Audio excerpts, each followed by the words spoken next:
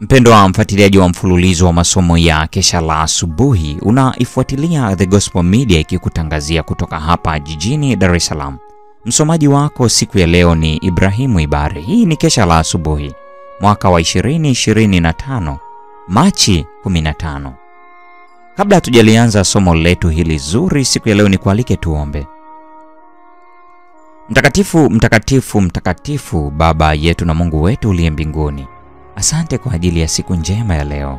Ninakushukuru kwa upendo, ninakushukuru kwa amani, ninakushukuru kwa furaha ambayo umeiweka katika nyuso zetu.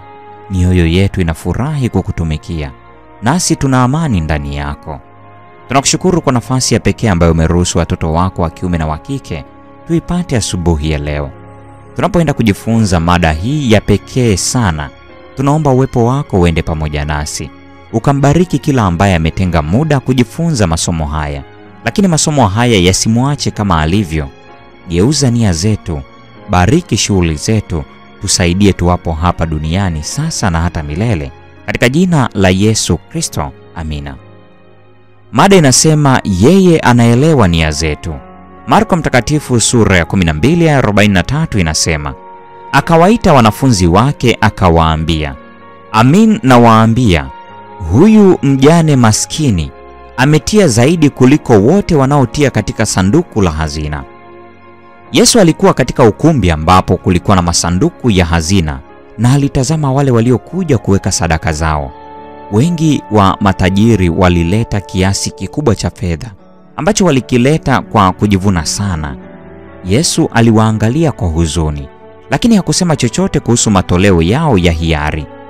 Maala ile uso wake uling'aa alipoona mjane maskini akikaribia kwa kusitasita, kana kwamba alikuwa na wasiwasi wa kuonwa.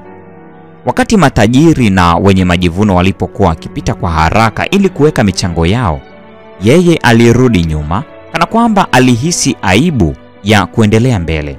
Hata hivyo, alitamani kufanya kitu fulani, ingawa kilikuwa kidogo, kwa ajili ya huduma aliyoipenda. Aliangalia sadaka iliyokuwa mkononi mwake. Ilikuwa ndogo sana ikilinganishwa na sadaka za wale walio karibu naye, lakini hiyo ndiyo yote aliyokuwa nayo. Akisubiri nafasi yake, alikurupuka kwa haraka kutupa senti zake 2 na akageuka ili aondoke upesi. Lakini akiwa katika kufanya hili, alivutia jicho la Yesu lililokuwa likimtazama kwa umakini. Mwokozi akawaita wanafunzi wake na kuwataka waelewe umaskini wa mjane huyu. Kisha maneno yake ya sifa yakafikia sikio lake. Amen nawaambia, huyu mjane maskini ametia zaidi kuliko wote. Machozi ya furaha yalijaza macho yake alipoona kwamba tendo lake lilieleweka na kuthaminiwa. Wengi wangeweza kumshauri aweke sehemu yake kwa matumizi yake mwenyewe. Ikiwa ingepelekwa kwa makuhani waliojaa shibe, ingetoweka katikati ya sadaka nyingi za thamani kubwa zilizowekwa kwenye hazina. Lakini Yesu alielewa nia yake. Aliamini kwamba huduma ya hekalu ilikuwa ya mpango wa Mungu, na alikuwa na shauku ya kufanya yote aliyoweza kuiunga mkono. Aliweza kufanya alichoweza, na ikawa tendo lake litakuwa ukumbusho wa kumbukumbu yake kwa muda wote na furaha yake katika umilele. Moyo wake ulienda pamoja na sadaka yake. Thamani yake ilipimwa si thamani ya sarafu, bali kwa upendo kwa Mungu na shauku ya kazi yake iliyochochea tendo hilo. Ni nia ambayo inaonesha tabia kwa vitendo vyetu, ikiweka alama ya fedheha au ya maadili ya hali ya juu. Si vitu vikubwa ambavyo kila jicho linaona na kila ulimi unapenda ambavyo Mungu anaviona kuwa vya thamani zaidi. Majukumu madogo yanayofanywa kwa furaha, matoleo madogo ambayo hayaoneshi na ambayo kwa macho ya kibinadamu yanaweza kuonekana kuwa hayana thamani, mara nyingi hutambuliwa zaidi machoni pake.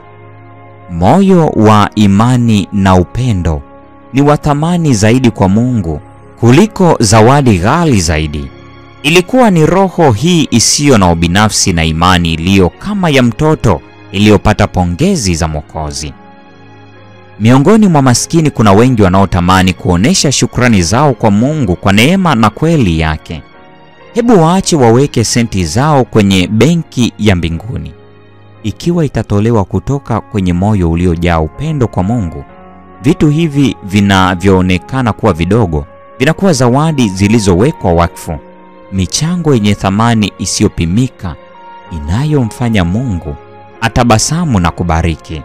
The Desire of Ages, ukurasa wa 614 na 615. Hii ni Machi 15, mada ikisema yeye anaelewa nia zetu. Neema ya Bwana wetu Yesu Kristo, pendo la Mungu na ushirika wa Roho Mtakatifu dumu kuwa nasi sasa na hata milele. Amina.